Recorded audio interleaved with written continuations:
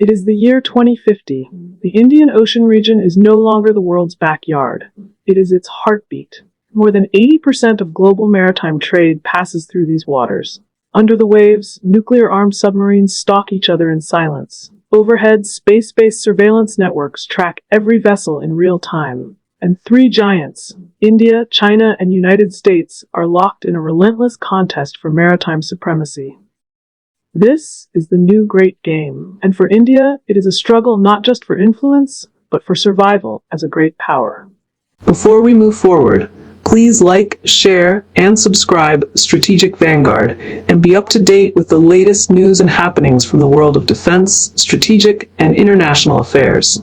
Tune into our video channels in YouTube and Rumble, and if you want to hear the audio version, tune into our Strategic Vanguard channels in Spotify and Amazon Music.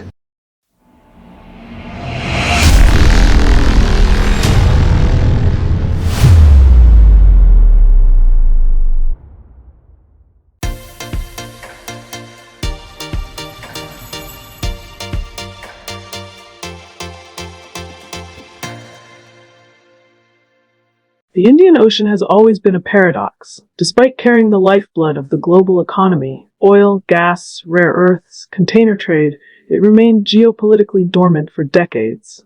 But as the 21st century advances, the Indian Ocean has emerged as the central maritime theater of the Indo-Pacific. Every day, over 80,000 merchant vessels transit its waters. 40% of the world's oil passes through the Strait of Hormuz. A third of all global container traffic squeezes through the Strait of Malacca. The Bab el-Mandeb guards the gate to Europe. In the late 2010s and 2020s, the Indian Navy was still largely a brown water force, struggling to transition into a true blue water fleet. In contrast, the People's Liberation Army Navy, PLAN, was accelerating global deployments, and the United States Navy maintained overwhelming superiority from its bastion at Diego Garcia. India entered this contest late, but with geography on its side. The Indian subcontinent juts into the ocean like an unsinkable aircraft carrier dominating sea lanes. But geography alone cannot secure power. Steel must follow strategy.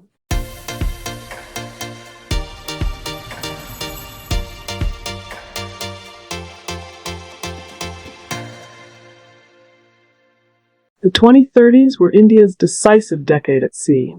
After decades of neglect, New Delhi finally embraced a maritime grand strategy, projecting power, securing trade routes, and countering Chinese encirclement.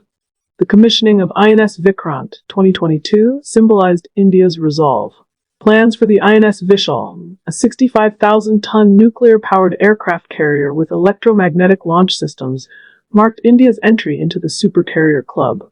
The silent arm of the Navy, the Arihant-class submarine fleet, began expanding, fielding second-generation SSBNs with 12,000 kilometers range SLBMs. Bases at the Andaman and Nicobar Islands became the unsleeping sentinels of the Strait of Malacca. Logistics agreements with Oman and Seychelles extended India's reach deep into the Arabian Sea and western Indian Ocean. Diplomatically, India repositioned itself as the natural security provider for the region, using the Indian Ocean Rim Association as a platform to shape norms and narratives. This was India's maritime awakening, late but determined.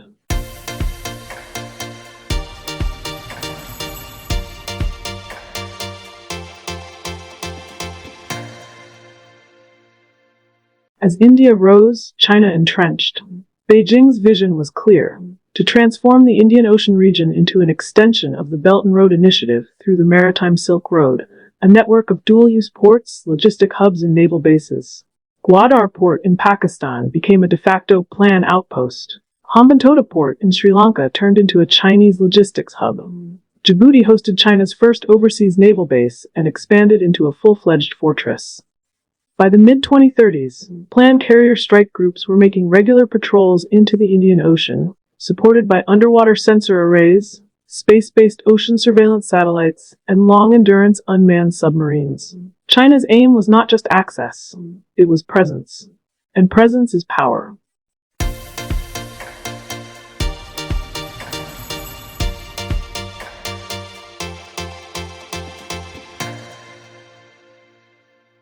The United States Navy never left the Indian Ocean. It merely waited. Anchored at Diego Garcia, America's sea power acted as the ultimate balancer.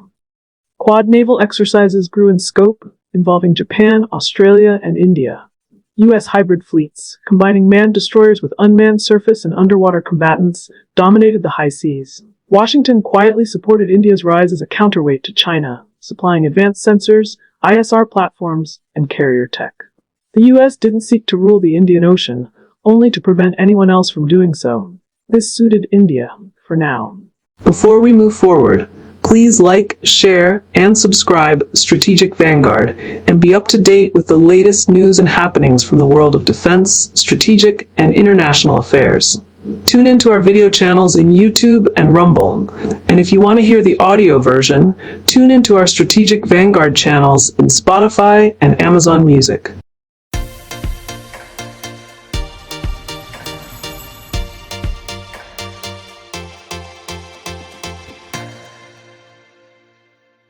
The 2040s transformed naval warfare beyond recognition. The old steel behemoths gave way to silent fleets of autonomous vessels guided by artificial intelligence. India launched the Blue AI initiative, integrating quantum encrypted communications, AI command systems, and unmanned squadrons into its fleet. Carrier groups were protected by swarms of drone corvettes, cheap, expendable, and armed with hypersonic missiles. Railgun-equipped destroyers neutralized incoming threats at Mach 7. Submarines became ghost ships, using quantum navigation, thermal cloaks, and biomimetic hulls to become almost undetectable. Space-based maritime domain awareness constellations monitored every vessel from orbit, fusing real-time data into India's Naval AI command at New Delhi. The seas had become a theater of algorithms, and India was no longer playing catch-up. India was setting the pace.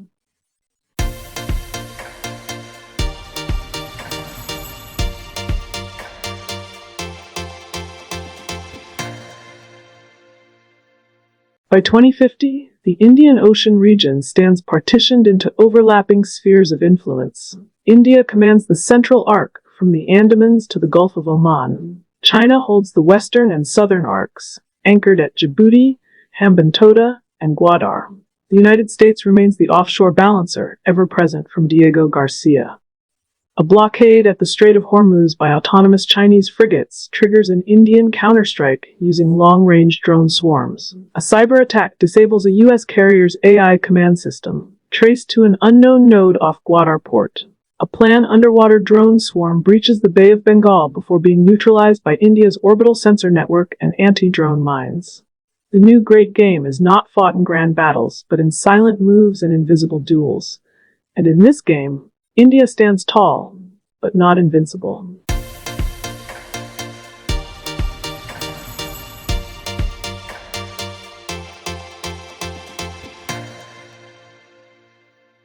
The Indian Ocean will decide India's destiny. Geography has given us position, but only power can turn position into influence. To remain preeminent in 2050 and beyond, India must build a self-reliant naval industrial base, shipyards, weapon systems, AI, nuclear propulsion, free from foreign dependence. Forge deep Indo-Pacific alliances, not token forums, but binding security architectures with trusted partners. Lead the next wave of maritime innovation, from AI warfare to space-sea integration. India must be prepared to lead and to fight if leadership is challenged. Because in the new maritime order, those who control the Indian Ocean will shape the fate of the world. India's destiny will be written on water, and we must write it with steel. Thank you for joining us on this Strategic Vanguard deep dive. If you found value in this analysis, don't forget to like, share, and subscribe to our channel. We bring you fresh deep dives every Wednesday and Saturday here on YouTube and Rumble, and you can also catch the audio versions on Spotify and Amazon Music. Just search for Strategic Vanguard Deep Dive. For more insights, articles, and discussions, subscribe to our blog at strategicvanguard.com. Your support helps us grow and bring you more in-depth analysis on defense, geopolitics, and strategy. Until next time, stay informed, stay strategic.